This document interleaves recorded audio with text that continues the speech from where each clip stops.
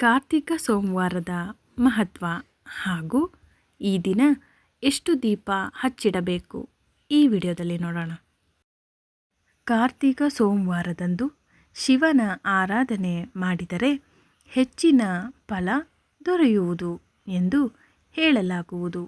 ಈ ದಿನ ಉಪವಾಸವಿದ್ದು ಶಿವನ ಆರಾಧನೆ ಮಾಡಲಾಗುವುದು. ಕಾರ್ತಿಕ ಸೋಮವಾರದಂದು ಉಪವಾಸ. ಈ ದಿನ ಒಂದು ಹನಿ ನೀರು ಕೂಡ ಸೇವಿಸದೆ ಉಪವಾಸ ಮಾಡಿದರೆ ಒಳ್ಳೆಯದು. ಆದರೆ ಅದು ಸಾಧ್ಯವಿಲ್ಲ ಎನ್ನುವವರು ಹಣ್ಣುಗಳನ್ನು ಸೇವಿಸಬಹುದು.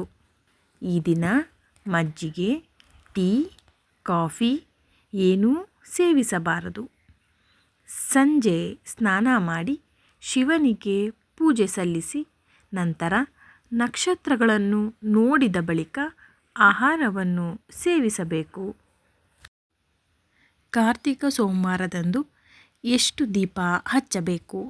ಈ ದಿನ 2 ಅಥವಾ 27 ದೀಪಗಳನ್ನು ತುಳಸಿ ಕಟ್ಟೆ ಹಾಗೂ ಮನೆ ಮುಂದೆ ಹಚ್ಚಿಡಿ.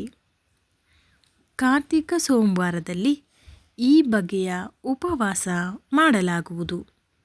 ಸೋಮವಾರದ ಉಪವಾಸ. ಕಾರ್ತಿಕ ಮಾಸದ ಸೋಮವಾರದಂದು ಮಾಡುವ ಉಪವಾಸ ಸೋಮವಾರ ಪ್ರದೋಷ ಉಪವಾಸ. ಸೋಮವಾರದಂದು ಪ್ರದೋಷ ಬಂದರೆ ಕಾರ್ತಿಕ ಸೋಮವಾರ ಪ್ರದೋಷ ಉಪವಾಸ ಎಂದು ಮಾಡಲಾಗುವುದು. 16 ಸೋಮವಾರದ ಉಪವಾಸ. ಕಾರ್ತಿಕ ಮಾಸ 1 ತಿಂಗಳು, ಆದರೆ ಕೆಲವರು ಕಾರ್ತಿಕ ಸೋಮವಾರದಿಂದ 16 ಸೋಮವಾರ ಶಿವನ ಕೃಪೆಗಾಗಿ ಉಪವಾಸ ಮಾಡುತ್ತಾರೆ.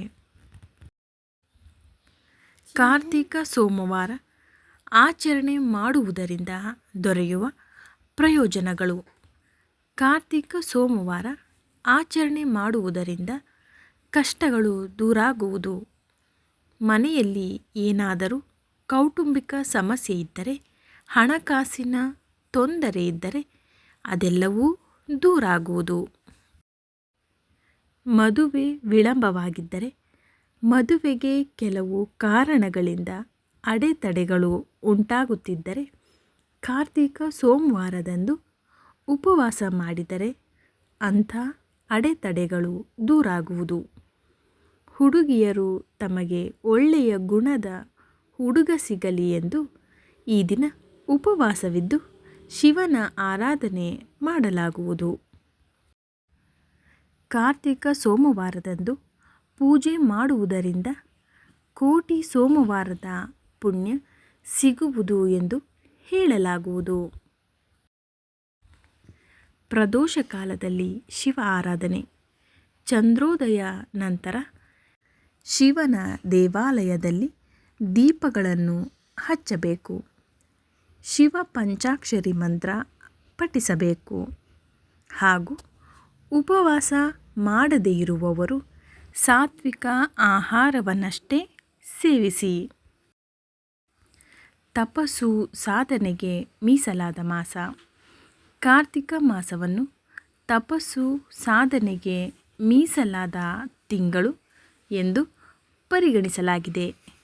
ಈ ತಿಂಗಳಿನಲ್ಲಿ ನದಿ ಸ್ನಾನ ಮಾಡಿದರೆ ಪುಣ್ಯ ಸಿಗುವುದು, ಆರೋಗ್ಯಕ್ಕೂ ಒಳ್ಳೆಯದು ಎಂದು ಹೇಳಲಾಗುವುದು. ಈ ಮಾಹಿತಿ ನಿಮಗಿಷ್ಟ ಆಗಿದರೆ ಪ್ಲೀಸ್ ಲೈಕ್ ಮಾಡಿ, ಶೇರ್ ಮಾಡಿ, ಕಮೆಂಟ್ ಮಾಡಿ. ಇನ್ನೂ ಯಾರಾದರೂ ನನ್ನ ಚಾನಲ್ನ ಸಬ್ಸ್ಕ್ರೈಬ್ ಮಾಡ್ಕೊಳ್ದೆ ನೋಡ್ತಿದ್ರೆ ಪ್ಲೀಸ್ ಸಬ್ಸ್ಕ್ರೈಬ್ ಮಾಡ್ಕೊಳ್ಳೋದನ್ನ ಮರಿಬೇಡಿ. KSR Kannada channel. Thank you. Thanks for watching.